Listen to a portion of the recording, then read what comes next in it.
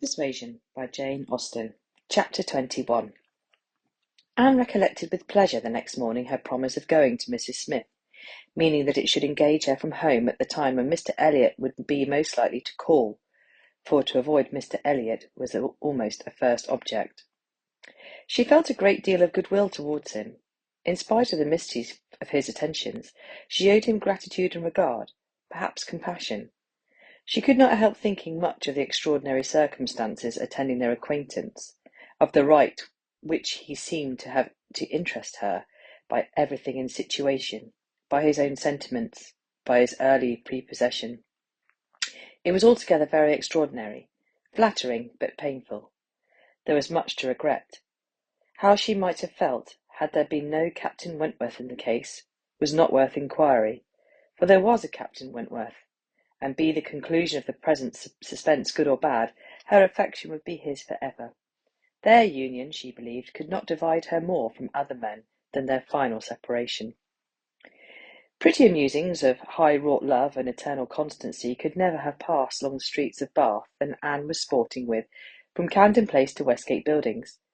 It was almost enough to spread purification and perfume all the way. She was sure of a pleasant reception, and her friends seemed this morning particularly obliged to her for coming, seemed hardly to have expected her, though it had been an appointment. An account of the concert was immediately claimed, and Anne's recollections of the concert were quite happy enough to animate her features and make her rejoice to talk of it. All that she could tell, she told most gladly, but the all was little for one who had been there, and unsatisfactory for such an inquirer as Mrs. Smith, who had already heard, through the short cut of a laundress and a waiter, rather more of the general success and produce of the evening than Anne could relate, and who now asked in vain for several particulars of the company. Everybody of any consequence or notoriety in Bath was well known by name to Mrs. Smith. "The little Durhams were there, I conclude," said she, "with their mouths open to catch the music, like unfledged sparrows ready to be fed. They never miss a concert." "Yes, I did not see them myself, but I heard Mr. Elliot say they were in the room." "The Ibbotsons, were they there? And the two new beauties, with a tall Irish officer, who was taught of for one of them?" "I do not know. I do not think they were." "Old Lady Mary Maclean? I need not ask after her. She never misses, I know, and you must have seen her. She must have been in your own circle, for as you went with Lady Dalrymple, you were in the seats of grandeur, round the orchestra, of course." "No, that was what I dreaded. It would have been very unpleasant to me in every respect. But happily Lady Dalrymple always chooses to be farther off, and we were exceedingly well placed. That is for hearing. I must not say for seeing, because I appear to have seen very little." "Oh, you saw enough for your own amusement, I can understand. There is a sort of domestic enjoyment to be known even in a crowd, and this you had. You were a large party in yourselves, and you wanted nothing beyond." "But I ought to have looked about me more," said Anne, conscious while she spoke that there had in fact been no want of looking about, that the object only had been deficient. "No, no, you were better employed.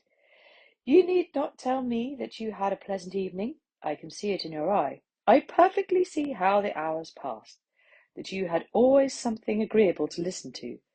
In the intervals of the concert, it was conversation." Anne half smiled and said, "Do you see that in my eye?" "Yes, I do. Your countenance perfectly informs me that you were in company last night with the person whom you think the most agreeable in the world, the person who interests you at this present time more than all the rest of the world put together." A blush overspread Anne's cheeks. She could say nothing. "And such being the case," continued Mrs. Smith, after a short pause, "I hope you believe that I do know how to value your kindness in coming to me this morning. It is really very good of you to come and sit with me when you must have so many pleasanter demands upon your time." Anne heard nothing of this. She was still in the astonishment and confusion excited by her friend's penetration, unable to imagine how any report of Captain Wentworth could have reached her. After another short silence, "Pray," said Mrs. Smith, "is Mr. Elliot aware of your acquaintance with me? Does he know that I am in Bath?" "Mr. Elliot?" repeated Anne, looking up surprised. A moment's reflection showed her the mistake she had been under. She caught it instantaneously, and, recovering courage with a feeling of safety, soon added more composedly, Are you acquainted with Mr. Elliot? I have been a good deal acquainted with him, replied Mrs. Smith gravely, but it seems worn out now. It is a great while since we met.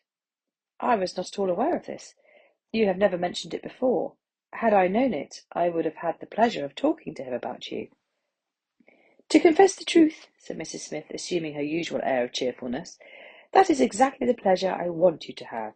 I want you to talk about me to Mr. Elliot. I want your interest with him. He can be of essential service to me, and if you would have the goodness, my dear Miss Elliot, to make it an object to yourself, of course it is done. I should be extremely happy. I hope you cannot doubt my willingness to be of even the slightest use to you, replied Anne, but I suspect that you are considering me as having a higher claim on Mr. Elliot, a greater right to influence him than is really the case.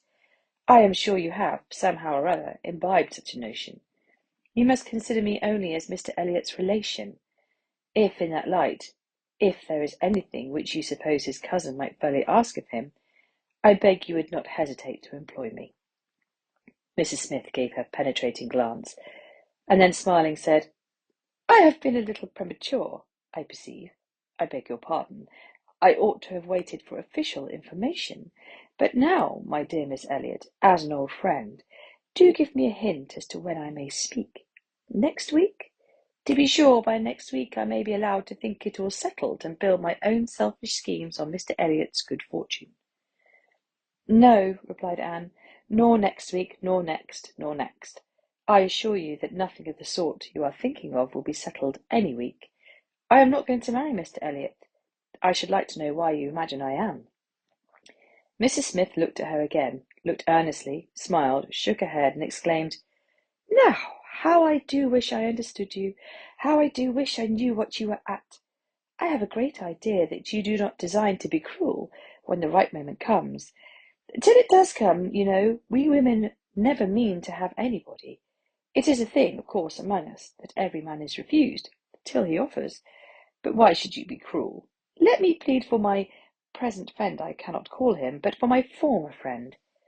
Where can you look for a more suitable match? Where could you expect a more gentlemanlike, agreeable man? Let me recommend Mr. Elliot. I am sure you hear nothing but good of him from Colonel Wallis, and who can know him better than Colonel Wallis?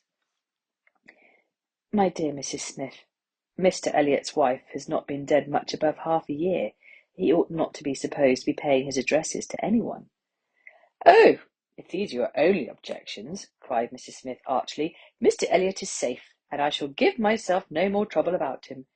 Do not forget me when you are married, that's all. Let him know me to be a friend of yours, and then he will think little of the trouble required, which it is very natural for him now, with so many affairs and engagements of his own, to avoid and get rid of as he can. Very natural, perhaps. 99 out of 100 would do the same. Of course, he cannot be aware of the importance to me. Well, my dear Miss Elliot, I hope and trust you will be very happy. Mr. Elliot has the sense to understand the value of such a woman. Your peace will not be shipwrecked as mine has been. You are safe in all worldly matters, and safe in his character. He will not be led astray. He will not be misled by others to his ruin. No, said Anne, I can readily believe all that of my cousin. He seems to have a calm, decided temper, not at all open to dangerous impressions. I consider him with great respect. I have no reason from anything that has fallen within my observation to do otherwise. But I have not known him long, and he is not a man, I think, to be known intimately soon. Will not this manner of speaking of him, Mrs. Smith, convince you that he is nothing to me? Surely this must be calm enough. And, upon my word, he is nothing to me. Should he ever propose to me, which I have very little reason to imagine he has any thought of doing, I shall not accept him. I assure you I shall not. I assure you Mr. Elliot had not the share which you have been supposing in whatever pleasure the concert of last night might afford. Not Mr. Elliot. It is not Mr. Elliot that— She stopped, regretting with a deep blush that she had implied so much, but less would hardly have been sufficient. Mrs. Smith would hardly have believed so soon in Mr. Elliot's failure, but from the perception of there being a somebody else. As it was, she instantly submitted, and with all the semblance of seeing nothing beyond, and Anne, eager to escape farther notice, was impatient to know why Mrs. Smith should have fancied she was to marry Mr. Elliot, where she could have received the idea, or from whom she could have heard it. Do tell me how it first came into your head. It first came into my head, replied Mrs. Smith, upon finding how much you were together, and feeling it to be the most probable thing in the world to be wished for by everybody belonging to either of you. And you may depend upon it that all your acquaintance have disposed of you in the same way, but I had never heard of it spoken till 2 days ago. And it has indeed been spoken of? Did you observe the woman who opened the door to you when you called yesterday? No. Was it not Mrs. Speed, as usual, or the maid? I observed no one in particular. It was my great friend Mrs. Rook, Nurse Rook, who, by the by, had a great curiosity to see you, and was delighted to be in the way to let you in. She came away from Marlborough Buildings only on Sunday, and she it was who told me you were to marry Mr. Elliot. She had heard it from Mrs. Wallace herself, which did not seem bad authority. She sat an hour with me on Monday evening, and gave me the whole history. The whole history, repeated Anne, laughing. She could not make a very long history, I think, of one such little article of unfounded news. Mrs. Smith said nothing. But, continued Anne presently, though there is no truth in my having this claim on Mr. Elliot, I should be extremely happy to be of use to you in any way that I could. Shall I mention him to your being in Bath? Shall I take any message? No, I thank you. No, certainly not. In the warmth of the moment, and under a mistaken impression, I might perhaps have endeavoured to interest you in some circumstances, but not now. No, I thank you. I have nothing to trouble you with. I think you spoke of having known Mr. Elliot many years. I did. Not before he married, I suppose. Yes, he was not married when I first knew him. And you were much acquainted? Intimately. Indeed. Then do tell me what he was at that time of life. I have a great curiosity to know what Mr. Elliot was as a very young man. Was he at all such as he appears now? I have not seen Mr. Elliot these 3 years, was Mrs. Smith's answer, given so gravely that it was impossible to pursue the subject farther, and Anne felt that she had gained nothing but an increase of curiosity. They were both silent, Mrs. Smith very thoughtful. At last, I beg your pardon, my dear Miss Elliot, she cried in her natural tone of cordiality. I beg your pardon for the short answers I have been giving you, but I have been uncertain what I ought to do. I have been doubting and considering as to what I ought to tell you. There are many things to be taken into account. One hates to be officious, to be given bad impressions, making mischief. Even the smooth surface of family union seems to be worth preserving, though there may be nothing durable beneath. However, I have determined, I think I am right, I think you ought to be made acquainted with Mr. Elliot's real character. Though I fully believe that, at present, you have not the smallest intention of accepting him, there is no saying what might happen. You might, some time or other, be differently affected towards him. Hear the truth, therefore, now, while you are unprejudiced. Mr. Elliot is a man without heart or conscience, a designing, wary, cold-blooded being who thinks only of himself, who, for his interest or ease, would be guilty of any cruelty or any treachery that could be perpetrated without risk of his general character. He has no feeling for others. Those whom he has been the chief cause of leading into ruin, he can neglect and desert without the smallest compunction. He is totally beyond the reach of any sentiment of justice or compassion. Oh, he is black at heart, hollow and black. Anne's astonished air, an exclamation of wonder, made her pause, and in a calmer manner she added, My expressions startle you. You must allow for an injured, angry woman. But I will try to command myself. I will not abuse him. I will only tell you what I have found him. Facts shall speak. He was the intimate friend of my dear husband, who trusted and loved him, and thought him as good as himself. The intimacy had been formed before our marriage. I found them most intimate friends, and I too became excessively pleased with Mr. Elliot, and entertained the highest opinion of him. At 19, you know, one does not think very seriously, but Mr. Elliot appeared to me quite as good as others, and much more agreeable than most others, and we were almost always together. We were principally in town, living in very good style. He was then the inferior of circumstances. He was the poor one. He had chambers in the Temple, and it was as much as he could do to support the appearance of a gentleman. He always had a home with us whenever he chose it. He was always welcome. He was like a brother. My poor Charles, who had the finest, most generous spirit in the world, would have divided his last farthing with him, and I know that his purse was open to him. I know that he often assisted him. That must have been about that very period of Mr. Elliot's life, said Anne, which has always excited my particular curiosity. It must have been about the same time that he became known to my father and sister. I never knew him myself, I only heard of him, but there was something in his conduct then with regard to my father and sister, and afterwards in the circumstances of his marriage, which I could never quite reconcile with present times. It seemed to announce a different sort of man. I know it all, cried Mrs. Smith. He had been introduced to Sir Walter and your sister before I was acquainted with him, but I heard him speak of them for ever.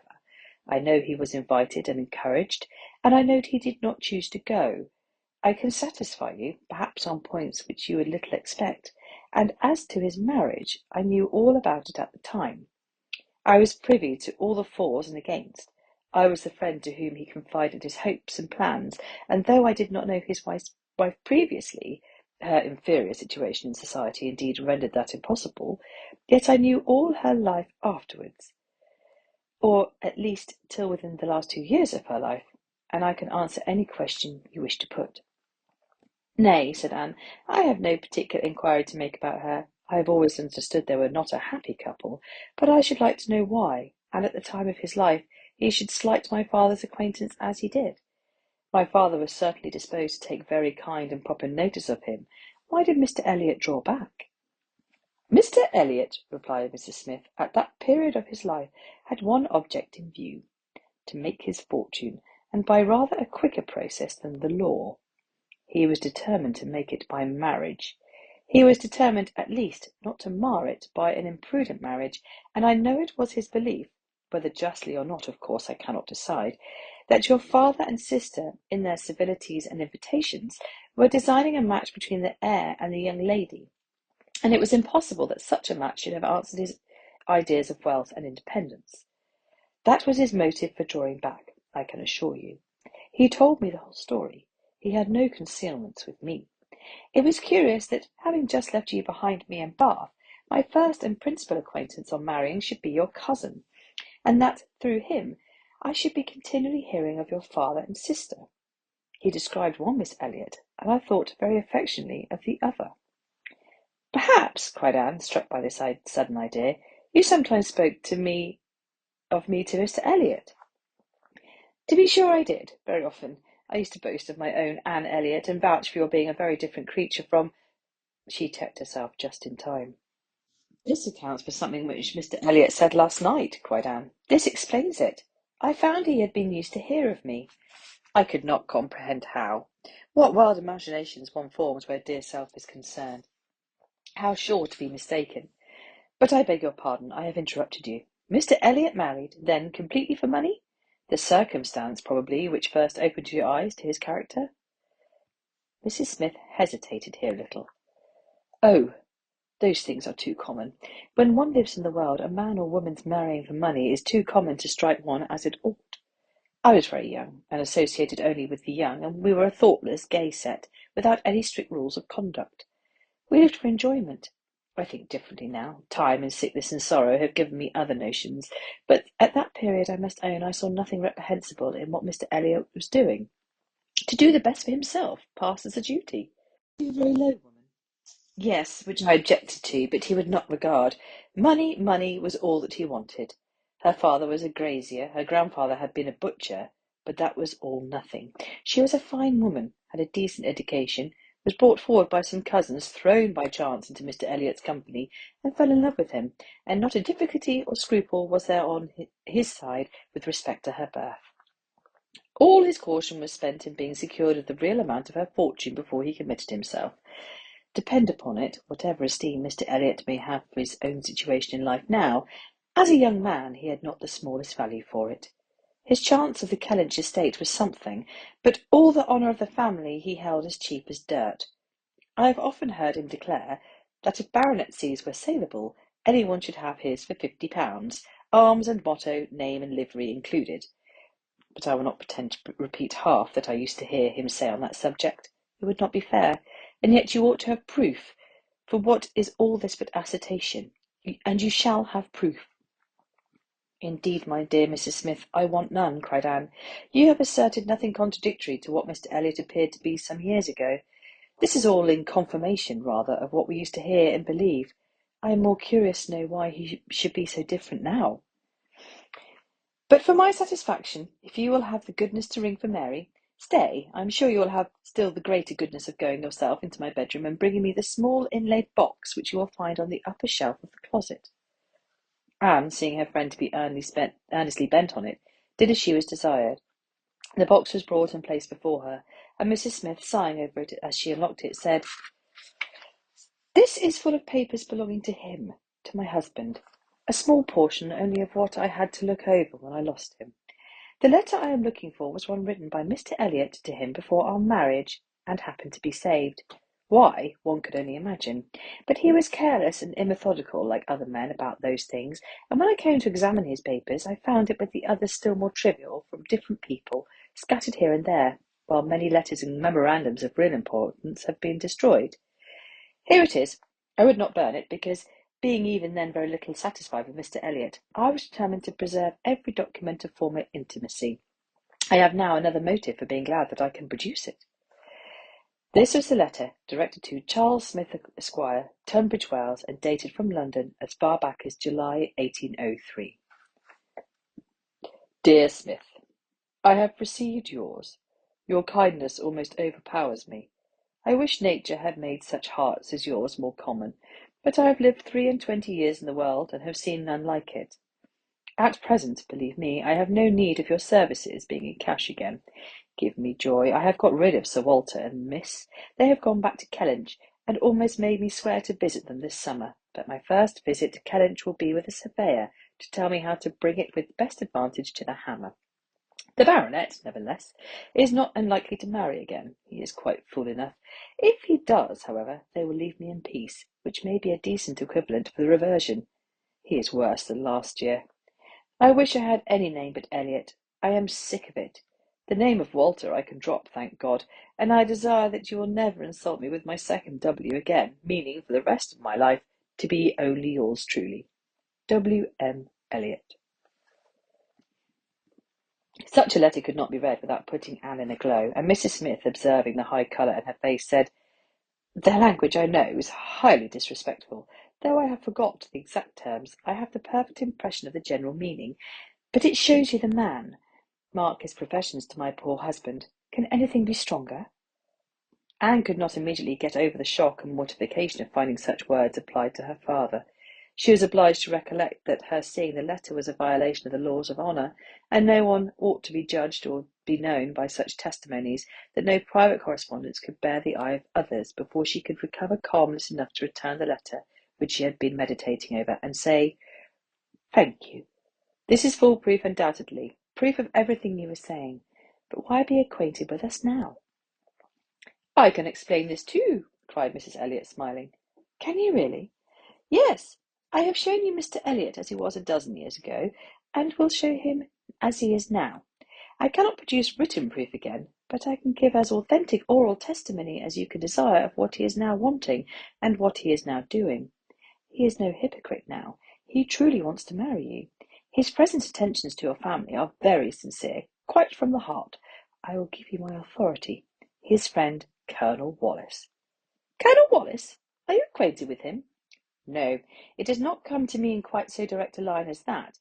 It takes a bend or two, but nothing of consequence. The stream is as good as at first. The little rubbish it collects in the turnings is easily moved away. Mr. Elliot talks unreservedly to Colonel Wallis of his views on you, which said Colonel Wallis I imagine to be in himself a sensible, careful, discerning sort of character. But Colonel Wallis has a very pretty, silly wife, to whom he tells things which he had better not, and he repeats it all to her. She, in the overflowing spirits of her recovery, repeats it all to her nurse, and the nurse, knowing my acquaintance with you, very naturally brings it all to me. On Monday evening, my good friend Mrs. Rook let me thus much into the secrets of Marlborough Buildings. When I talked of a whole history, therefore, you see I was not romancing so much as you supposed." "My dear Mrs. Smith, your authority is deficient. This will not do. Mr. Elliot's having any views on me will not in the least account for the efforts he made towards a reconciliation with my father. This was all prior to my coming to Bath. I found them on the most friendly terms when I arrived. I know you did. I know it all perfectly, but indeed, Mrs. Smith, we must not expect to get real information in such a line. Facts or opinions which are to pass through the hands of so many, to be misconceived by folly in one and ignorance in another, can hardly have much truth left. Only give me a hearing. You will soon be able to judge of the general credit due by listening to some particulars which you can yourself immediately contradict or confirm. Nobody supposes that you were his first inducement. He has seen you, indeed, before he came to Bath, and admired you, but without knowing it to be you. So says my historian, at least. Is this true? Did he see you last summer or autumn, somewhere down in the west, to use her own words, without knowing it to be you? He certainly did, so far as it is very true. At Lyme. I happened to be at Lyme. Well, continued Mrs. Smith triumphantly, grant my friend the credit due to the establishment of the first point asserted. He saw you then at Lyme, and liked you so well as to be exceedingly pleased to meet with you again in Camden Place, as Miss Anne Elliot, and from that moment, I have no doubt, had a double motive in his visits there. But there was another, and an earlier, which I will now explain. If there is anything in my story which you know to be either false or improbable, stop me. My account states that your sister's friend, the lady now staying with you, whom I have heard you mention, came to Bath with Miss Elliot and Sir Walter as long ago as September, in short, when they first came themselves, and has been staying there ever since. She is a clever, insinuating, handsome woman, poor and plausible, and altogether such in situation and manner as to give a general idea among Sir Walter's acquaintance of her meaning to be Lady Elliot, and as general a surprise that Miss Elliot should be apparently blind to the danger. Here Mrs. Smith paused a moment, but Anne had not a word to say, and she continued. This was the light in which it appeared to those who knew the family long before your return to it, and Colonel Wallis had his eye upon your father enough to be sensible of it, though he did not then visit in Camden Place. But his regard for Mr. Elliot gave him an interest in watching all that was going on there. And when Mr. Elliot came to Bath for a day or two, as he happened to do a little before Christmas, Colonel Wallis made him acquainted with the appearance of things, and the reports beginning to prevail. Now, you are to understand that time had worked a very material change in Mr. Elliot's opinions as to the value of the baronetcy. Upon all points of blood and connection, he is a completely altered man. Having long had as much money as he could spend, nothing to wish for on the side of avarice or indulgence, he has been gradually learning to pin his happiness upon the consequence he is heir to.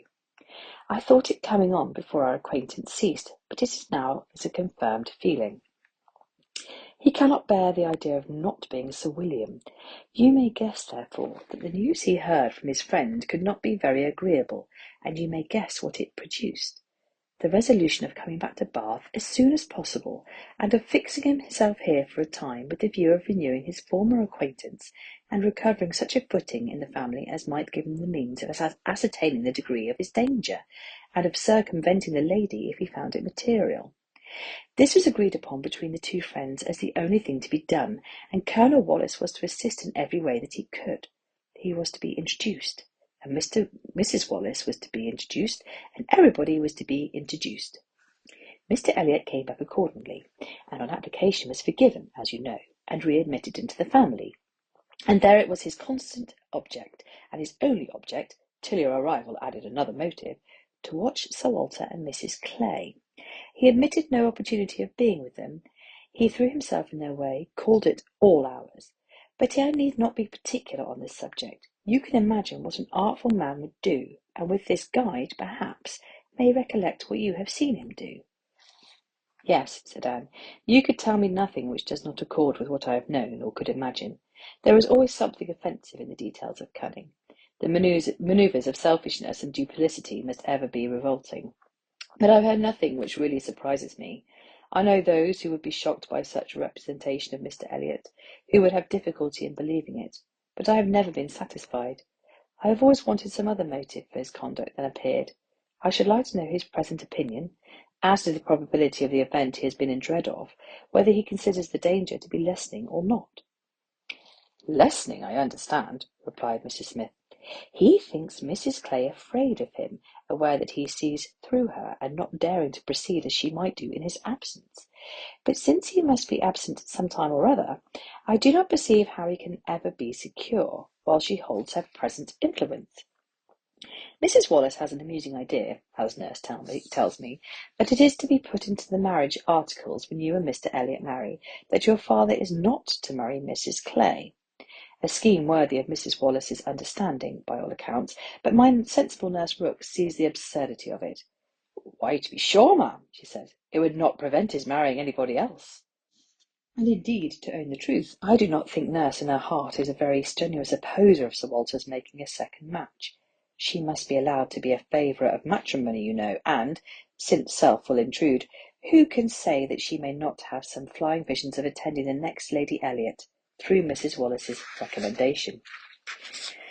"I'm very glad to know all this," said Anne, after a little thoughtfulness. "It will be more painful to me in some respects to be in company with him, but I shall know better what to do. My line of conduct will be more direct. Mr. Elliot is evidently a disingenuous, artificial, worldly man who has never had any better principle to guide him than selfishness." But Mr. Elliot was not done with. Mrs. Smith had been carried away from her first direction, and Anne had forgotten, in the interest of her own family concerns, how much had been originally implied against him.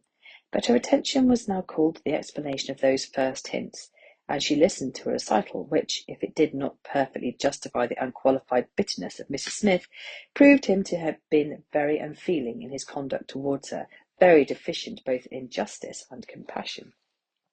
She learned that, the intimacy between them continuing unimpaired by Mr. Elliot's marriage, they had been, as before, always together, and Mr. Elliot had led his friend into expenses much beyond his fortune. Mrs. Smith did not want to take blame to herself, and was most tender of throwing any on her husband, but Anne could collect that their income had never been equal to their style of living, and from that first there had been a great deal of general and joint extravagance.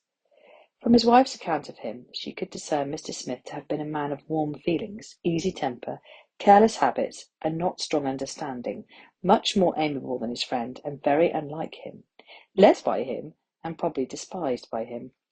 Mr. Elliot, raised by his marriage to great affluence, and disposed to every gratification of pleasure and vanity which could be commanded without involving himself, for with all his self-indulgence he had become a prudent man, and beginning to be rich just as his friend ought to have found himself to be poor, no concern at all for that friend's probable finances, but on the contrary had been prompting and encouraging expenses which could end only in ruin, and the Smiths accordingly had been ruined.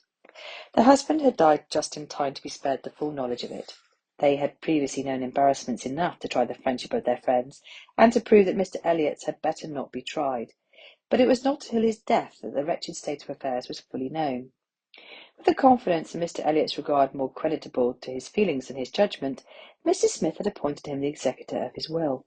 But Mr. Elliot would not act, and the difficulties and distresses with this refusal had heaped on her, in addition to the inevitable sufferings of her situation, had been such as could not be related without anguish of spirit, or listened to without corresponding indignation. Anne was shown some letters of his on the occasion, answers to urgent applications from Mrs. Smith, which all breathed the same stern resolution of not engaging in a fruitless trouble, and, under a cold civility, the same hard-hearted indifference to any of the evils it might bring on her. It was a dreadful picture of ingratitude and inhumanity, and Anne felt at some moments that no flagrant open crime could have been worse.